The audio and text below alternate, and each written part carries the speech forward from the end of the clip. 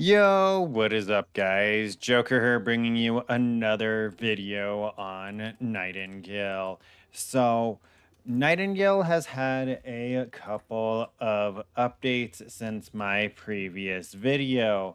It is now in 0.3, and they went ahead and they changed some stuff. They added the ability for you to pull resources for building and crafting from your storage bags. They added an offline mode, and those are the two main updates that they added. And on top of that, they went ahead and it is even on sale, right? Right now, there is a 20% sale for Nightingale currently. And I have to say, I still don't recommend it. Um, I know in my last video, I was saying that I wanted to be more positive about it, but it's still not there, right?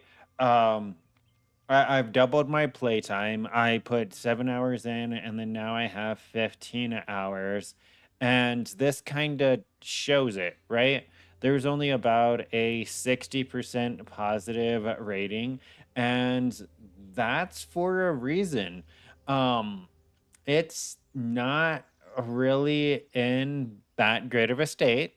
I feel like it still needs a lot of work before I can really recommend it. What they did is cool that they added features that every other survival crafting game has. So, I mean, I can't really give them that much praise since, like, every other survival crafting game has an AOE loot pooling system now for base building and crafting. So, I can't really give them props for doing the industry standard, right? Like doing what every other survival game has done and what every current survival game is expected to do. I can't give them props for putting in the minimum effort. But apart from that, it's just, I don't know, it's still just super grindy and clunky. Like, even with the open world events and like the community event that they have on right now, with the essence, it's just not there. I feel like Nightingale needs about another year of development, and I'm saying that generously, before it's in a good enough state to be recommended. They have some cool biomes and some cool features, but the vast majority of things that you see in the world, like the statues and the obelisk, all of them, majority of them don't do anything. They're literally just cosmetic. The combat system is super boring. Um, the puzzles aren't challenging, and it's literally just a grind fest right now. Um, I know I said that I was going to try to be more positive, but that is me being positive. I'm not completely shitting on it, saying it's terrible, but it's not enough, is the way that I'll phrase it. Um, Especially when we have other games like V Rising, Valheim, Pal World, all these other games that had an early access in this genre that are just leaps and bounds better than this. And this is more expensive than all the other competitors. When you got Power World or V Rising or Valheim in the early access, it was only $20. And this is 30. So not only is it more expensive, it's a lower quality in my opinion. Um, I think that it just needs a lot of work. Like I said, it has some cool concepts, and I've said that before too, that it has some cool concepts, but it's just not nearly as polished as it needs to be, right? Like it's not even on the same tier as of all the other games. And I feel like part of it may be that they had to allocate resources to get the offline mode up and working,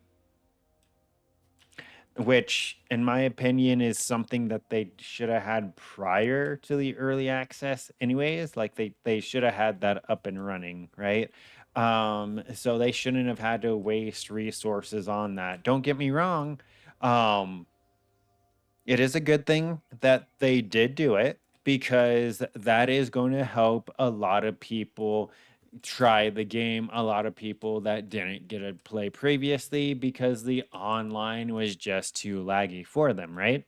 So it is going to let a lot of people actually jump into the game and play, but it's just not good enough to recommend. I'm sorry. It's not. I know everyone is entitled to their own opinion and you may feel differently, but mine is that it is not good enough to recommend. The core gameplay loop is boring, dude. I'm sorry. The core gameplay loop is boring. And with such cool initial concept ideas, they should know better, especially coming from a triple A studio, which I mean, nowadays that doesn't really mean much since triple A games have been shit too.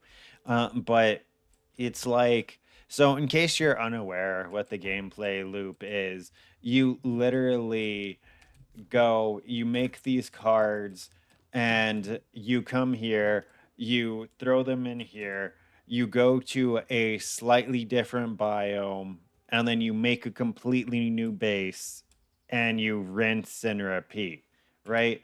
You clear these little events, and like, I'm sorry, it's just not enough. But I'm gonna quit with the what the fuck are you doing? Is there a reason you're attacking my shit? Um, but yeah, that's pretty much it. This is my update for Nightingale. I'd still give it a solid 6 out of 10, being generous. It's too grindy. The offline mode is cool. The storage pooling is cool, but that's like a bare minimum that they should have known would have been required prior to launching the game into early access as well. And it's, once again, it's not like it's just me. Um 11,000 reviews and oh, product refunded. Yeah, yeah, like a bunch of people just aren't feeling it. I'm going to continue to follow it. I'll put out updates as they put in major updates like this, where it is big changes, small changes. I'm not going to mention because it's not worth it. Once again, do I recommend it? No. Save your money. Buy V Rising. Buy Pal World. Buy another game. It's not it, dude. But yeah, don't forget to like, comment, and subscribe to stay up to date with this and future content. And until next time, take care.